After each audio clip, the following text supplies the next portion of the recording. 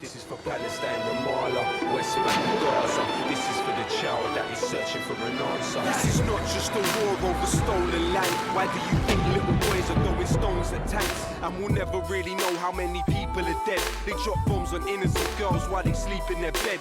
Israel is a terror state, they're terrorists that terrorize. I'll testify my television, televise, I'm telling lies. How many more resolutions have to be violated? How many more children have to be annihilated? This is not a war, it is systematic genocide. But whatever they try, Palestine will never die. Free, free Palestine, free, free Palestine, free, free Palestine, free, free Palestine.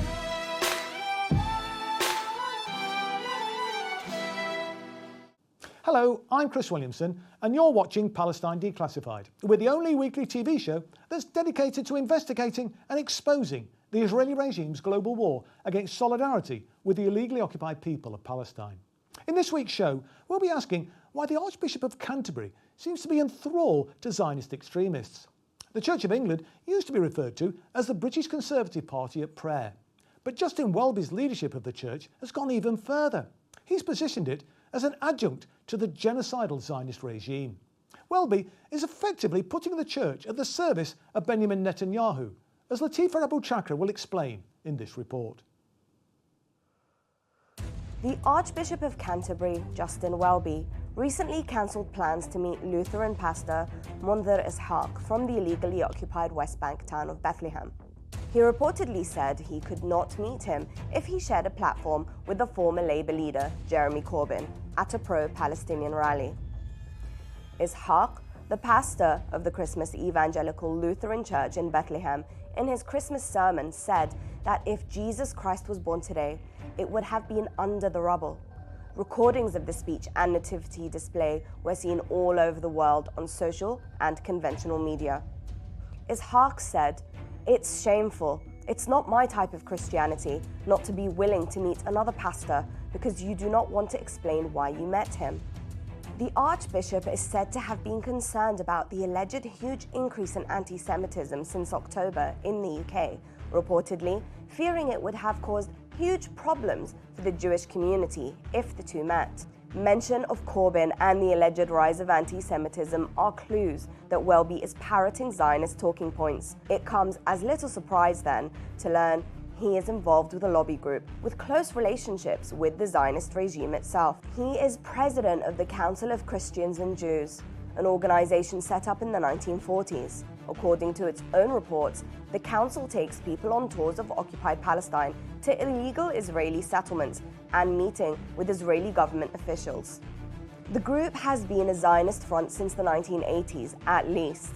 It was then that veteran Zionist activist Sir Sigmund Sternberg, who died in 2016, got involved. Sternberg was also involved in creating the Three Faiths Forum in 1997 in order to include Muslims in interfaith dialogue. In reality, this was about penetrating Muslim communities and turning them away from criticism of Zionism.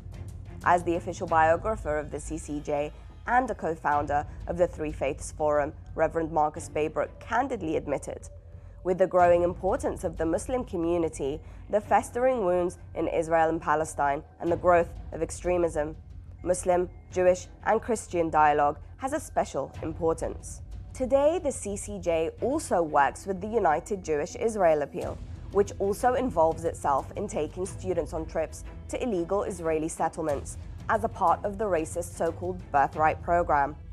The head of Israel engagement at the UJIA, Robin Moss, described the CCJ as carrying out pioneering work. The director of the Welby Group was, until recently, Elizabeth Harris-Swazenko, who worked for the Israeli government-funded Abraham Initiatives at the same time. The Abraham Initiatives claim to exist to increase synergy between UK and Israeli bodies and agencies. Justin Welby is, in other words, deeply embedded in the promotion of the genocidal ideology of Zionism.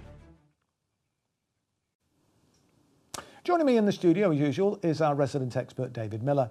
David's an academic and a former professor at Bristol University and is now a non-resident senior research fellow at the Centre for Islam and Global Affairs at Istanbul Zeyim University. He's also a co-director of the lobbying watchdog Spinwatch and is a leading British scholarly critic of Israel. And I'm pleased to welcome back the Reverend Dr. Stephen Sizer again as our guest contributor today, who joins us via Skype. Stephen is a long-standing human rights campaigner and an outspoken supporter of the Palestinian people. He's been targeted by the Israel lobby, who've waged a vicious and vituperative campaign against him over many years. Indeed, the Archbishop of Canterbury, who's one of the subjects of today's show, even joined in the attacks with an entirely unwarranted and gratuitous statement about Reverend Sizer.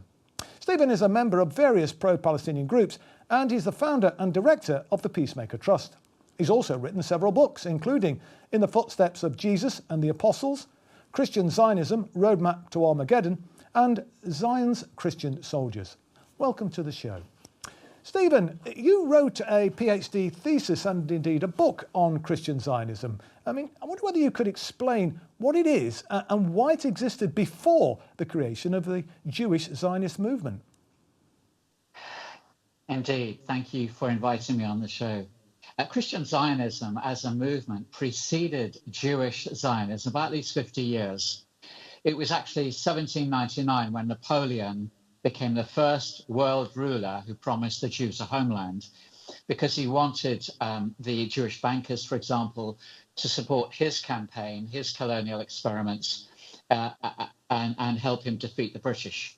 He was unable to do that, but his failed attempt caught the attention of political and religious leaders in Britain, who between them began to speculate about Britain's role in bringing the Jews back to the land of Palestine, in fulfillment of biblical prophecy, and this coincided with Britain's strategic interest in controlling the bridge between its colonies in Africa, Asia, and so on. So it preceded Jewish Zionism, and it underwrote Jewish Zionism. The early Christian Zionists, people like Lord Shaftesbury, and others, William Heschler and others, facilitated the early Zionists like Theodor Herzl to get a hearing among political and religious leaders right across Europe. So in a sense, Netanyahu was not wrong when he said recently that Zionism would not have existed without Christian Zionist support. Right. Yeah. Well, David, the Council of Christians and Jews appears to be just a Zionist supporting interfaith organisation, doesn't it? Well, yes, it is. And we've, of course, previously discussed Zionist role in interfaith organisations. This is an organisation that's been there since the 1940s. And as you saw in the film there, one of the things that's interesting about it is that it was reinvigorated in the 1980s by a guy called Sir Sigmund Sternberg, who is a key Zionist lobbyist, creator of a number of different Zionist lobby groups. And he also, of course, set up the Three Faiths Forum and the Forum for the Discussion of Israel and Palestine, which we might talk about more later. So this is a Zionist lobby group, but it poses as being an organisation which brings together Christians and Jews to think about how they might have a cooperation, etc. But of course, the real agenda is to make sure that they push back against anti-Zionism and criticism of Israel. Well, Stephen, the Lutheran pastor from Bethlehem was responsible for that famous scene of Jesus in the rubble at Christmas last year, wasn't he? I wonder whether you could tell us about the Christian churches in Palestine and their relationship with the occupation. Well, the Christian churches have been in Palestine from 2,000 years ago. The early followers of Jesus were Jews, and they welcomed in Gentile believers and followers of Jesus. So the church has been there, initially persecuted by the Romans and by the Jewish leaders. But then under Constantine, 325, the Roman Empire gets converted to Christianity nominally. And so you find churches in Gaza, in Jerusalem, Bethlehem, all of the important sites associated with the life of Jesus trace their origins to churches that have existed there for at least 1600 years, and they survived the Crusades and the Islamic rule as much as the Ottomans. So they've been there a very long time. They are indigenous, they are Palestinians, and they have had a strategic role in being a bridge between Jews and Muslims for centuries. Yes. Well, David, the Council for Christians and Jews has been involved in setting up other apparent Zionist fronts, hasn't it? I mean, like the Three Faiths Forum and the Forum for Discussion of Israel and Palestine. Yeah, so the Three Faiths Forum is now called the Faith and Belief Forum. It's Right. It was set up in order to bring Muslims into the interfaith conversation. But of course, the founder of it, as we saw in the film there, is pretty clear that it was about tackling the growth of extremism, by which, of course, they mean Muslim extremism. So it's about tackling Muslims being involved in criticising Israel and criticising British foreign policy. That's perfectly clear what it's about. Same with the Forum for Discussion of Israel and Palestine. It's there to have dialogue and mutual understanding, by which, of course, it means systematically undermining the idea that Zionism is racism, which, of course, as everybody now knows, it is. So that's the function of these organisations. He was also involved in a number of other Zionist-related organisations, which is purely Zionist organisations. So this is a series of organisations that were set up in order to undermine the possibility of criticism of Israel, as of course with all Zionist organisations. Well, Stephen, I mean, what's your view on the Council of Christians and Jews then? Well, really, they are the Council of Christians for Jews. You never hear them criticise Israel, but they are they exist to monitor and criticise Christians who advocate for justice and peace for Palestinians. It's ironic that even the Board of Deputies was anti-Zionist till the 1940s, but today, along with the Council of Christians for Jews and many other organisations which on the surface ostensibly claim they exist to further good relationships between Jews and Christians, in reality, as David has said, their agenda is to be apologists for Zionism and the expansion of Israel's control of the Palestinian territories. Well, David, I mean, Amina referred to this character, Sir Sigmund Sternberg, in her report, didn't she? I mean, just say a bit more about him, will you? So, I mean, he's one of these characters who performs a role in the British elite, who's a Jewish Zionist guy who's a kind of a policy entrepreneur and a kind of cultural entrepreneur. And they create all these different organisations. We've mentioned some of the ones they've created, of course, already. And part of this agenda, especially the interfaith agenda, is not just about pursuing Zionism. It's also about becoming part of the British establishment. So that, for example, the Faith and Belief Forum is funded by the British government, by the British state, as are many other interfaith and pro-Zionist organisations. I think people would be surprised to hear that. Millions and millions of pounds over the last 10 or so years have gone to Zionist organisations under the guise of doing counter-extremism work or interfaith work or trying to get people to get on more. And of course what that means, what that's code for, is trying to undermine the role of Muslims and indeed other pro-Palestine campaigners in criticising British foreign policy, in being anti-war, and indeed of insisting on solidarity with the Palestinians. Yes, indeed, and I guess sort of, drawing a veil over or creating an excuse for, Israeli oppression of the Palestinian people, it seems. Well, of course, that's the agenda. But I think what's most interesting about it is the role of the British state in directly contributing to Zionist organisations, which I think people wouldn't really understand if they didn't know. No, indeed. Well, we'll come back to the discussion after our second report that looks at the failure of the anti-war movement and the Palestine Solidarity Campaign to properly scrutinise the impact of the Zionist lobby in Britain and America. The conduct of Justin Welby is obviously explained best in terms of his connections to the Zionist movement. But some key elements in the anti-war movement and the Palestine Solidarity movement want us to turn our attention away from the Zionists currently committing the worst genocide since that of the Nazis. Instead, we should look at US imperialism or the British establishment. The result of this, whatever the intentions, will be demobilization, demoralization, and defeat. For these forces, the most important analytical tool for understanding Palestine is not Zionism, but imperialism. Welby, says Kevin Ovenden, in response to post on X by the rapper Low Key, is a Tory, a former oil industry executive, a right-winger in theology and politics. According to Ovenden, I think you're making a mistake by trying to advance these conjectures. Welby is a tool of the British establishment, not of Tel Aviv, and those are not the same things. Welby's motivations are read off from a theoretical proposition that the tail does not wag the dog.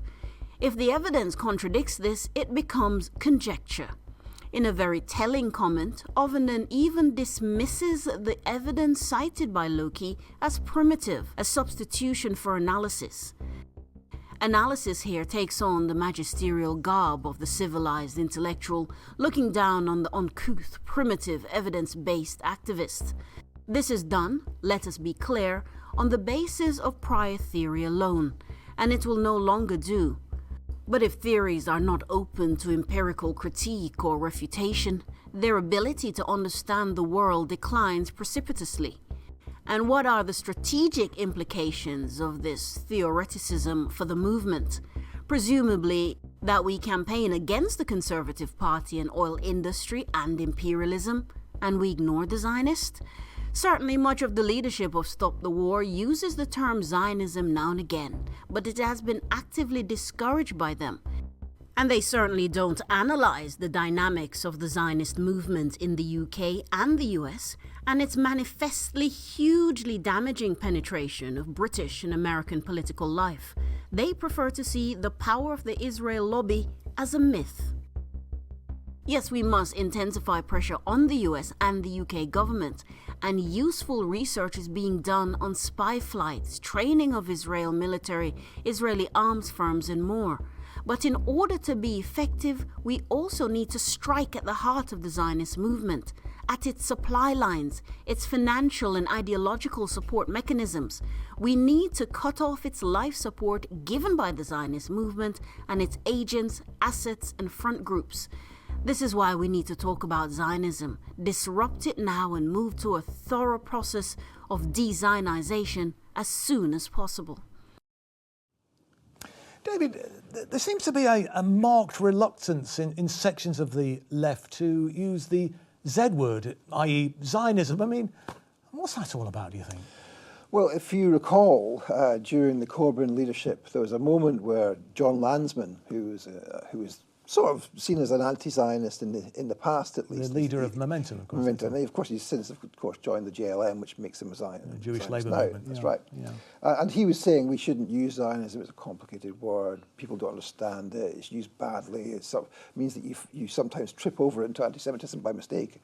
And that was something that section of the left was promoting, the idea that we shouldn't talk about Zionism. But you wouldn't really necessarily expect other sections of the left associated with Stop the War or with the Palestine Solidarity Campaign to do the same. But actually, they have the same position. That actually, you can mention Zionism, but you shouldn't talk about it too much. You shouldn't certainly say that Zionism has power or any significant power, or that you shouldn't really even investigate Zionism directly as a subject of inquiry. And that's common to many of the leaders of Stop the War, coming from revolutionary socialist backgrounds, not from the Labour left, but from much further to the left. And so that's a real problem on the left. Instead, what they do is they say, "Oh, this is to do with imperialism," and you say, "Well, how do you know?" And they say, "Well, that's obviously that's the case. The tail doesn't wag the dog. U.S. imperialism's in charge. There cannot be any power for the Zionists, which is of any significance. Turn your gaze away." And of course, that means that they don't have any analysis. There's no analysis of Zionism, its role, and instead, what they say is it's a myth, and that's not good enough. Yes. I mean, even the Shami Chakrabarti review that Jeremy Corbyn set up talked about sort of avoiding that term, didn't it? That's right. Well, and Shami, of course, is a bit of a liberal. I mean, but these are people who are avowed revolutionary socialists and come from revolutionary socialist tradition. Nevertheless, they themselves talk about talking away. Expect a different person. Yeah. Well, Stephen, I wonder whether you could tell us about the British Christian Zionist group known as the Christian Friends of Israel, then. Yes, CFI is one of a number of Christian organizations who believe that the Bible mandates the return of the Jews to the land. Therefore, the land is theirs, Jerusalem's their capital, and the temple's going to be rebuilt. And so they, in a sense, are part of the Zionist, they are in fact part of the Zionist lobby, attempting to influence Christians to support Israel and the Zionist agenda. They have, in a sense, substituted Israel for Jesus. And because of their theological convictions, they actively lobby politicians, church leaders on behalf of Israel, supporting the settlement program, the Aliyah, returning Jews to the land, campaigning for the embassies to be moved to Jerusalem, challenging attempts to introduce a two-state solution, demonizing the Palestinians. They're really at the forefront, along with Bridges for Peace, the International Christian Embassy, Christians United for Israel. They're a coalition of Christian organizations, which means that Zionism today is primarily a Christian heresy. 9 out of 10 Zionists are Christians. They are naive, they are ignorant of what the Bible actually says, but they are causing immense damage to not only the indigenous church, but our hopes for justice and peace and reconciliation in Palestine. Yeah. So, David, I mean, this then reluctance to discuss Zionism. I mean, that leads to an avoidance, doesn't it, of looking at the activities of Zionists. I mean, you were talking in your previous answer there about this over concentration on the crimes of imperialism. Do you think that explains it, or is there something else going on? I think that's right. I mean, if you look at the analysis that comes out from many people from the leadership of Stop the War, it's always about saying, look, imperialism's the way you have to look.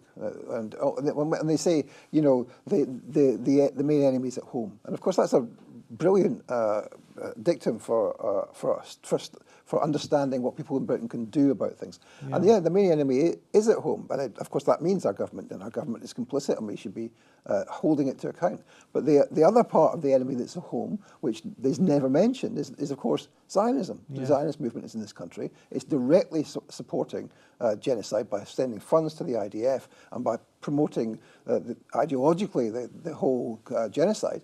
And there's no discussion of that. Of course, if we are to defeat Zionism and to defeat the genocide, we have to directly take on the Zionists in addition to directly taking on the British government. And that's a real problem, I think, for the left and for the strategy of the anti-war movement. And it means that what happens is you get diluted into simply calling for a ceasefire rather than focusing on the real problem which we face, which is the genocide. Do you think it's a fear of being labelled an anti-Semite? It is, but there's something deeper than that, I think, and that is that actually for the whole of the last 75 years, really, there's been significant Zionist influence on the anti-racist movement, the anti-fascist movement, and indeed the anti-war movement, and that's been the influence which has meant that they take positions where they start to worry about. If you use the Z word, I'm not sure where we're going with that, and that is a mistake, and we need to be exposing that mistake and moving past it. Yeah, well, Stephen, I wonder whether you might say what you think about Justin Welby's association with the Council of Christians and Jews. I mean, is a relevant issue, do you think, in this controversy? It is. I'm deeply saddened by the Archbishop's track record with regard to Israel and Zionism. There was a time when he thought he had Jewish roots, that his father was Jewish. So perhaps that was part of the romantic notion that somehow he was linked to the Jewish people. Clearly the Board of Deputies and the Chief Rabbi have nurtured a close relationship with him and put pressure on him. The adoption of the IHRA definition of anti-Semitism by the archbishops and bishops without any consultation at General Synod was clearly imposed on the church. And that's why we've seen a conflation between anti-Zionism and anti-Semitism and the dilution of anti-Semitism, which is racism, and it must be opposed. But criticizing Israel for racism and apartheid is not anti-Semitic. His track record is lamentable. You'll be well aware of his intervention a week before the last general election, when he sided with the chief rabbi condemning Jeremy Corbyn. That was conduct unbecoming. Clergymen should stay out of party politics. At every general election, local election, I used to urge my congregation to vote but I never told them what to vote, and I never told them what I voted. But Justin Welby intervened. That was appalling. And then more recently, he's refused to meet with Jeff Halper from the Israeli Committee Against House Demolitions, clearly the wrong kind of Jew. And then he wouldn't meet with Munther Isaac, the Palestinian, the wrong kind of Christian. He's clearly coming under a lot of influence from the Zionist lobby, and he seems to be content with being part of that lobby. He refuses to use the word apartheid, genocide, ethnic cleansing, and therefore he is complicit with the appalling events we've seen in Gaza recently. Yeah, well, it's a very sad state of affairs for the most senior churchman in the Church of England, the established church, to be taking the positions that he has. But thank you, Stephen, for your contributions. I'm afraid we are out of time again today, so let me thank the Reverend Dr. Stephen Sizer for joining us today, and of course our resident expert, Professor David Miller. Palestine Declassified will be back next week with more forensic investigations and analysis. And in the meantime, please share today's programme on your social media platforms to help us continue growing our audience and countering the disinformation churned out by the corporate media. And remember, you can follow the show on Facebook, Twitter and Telegram, where we post regular clips and updates. So until next time, this is Chris Williamson saying bye for now.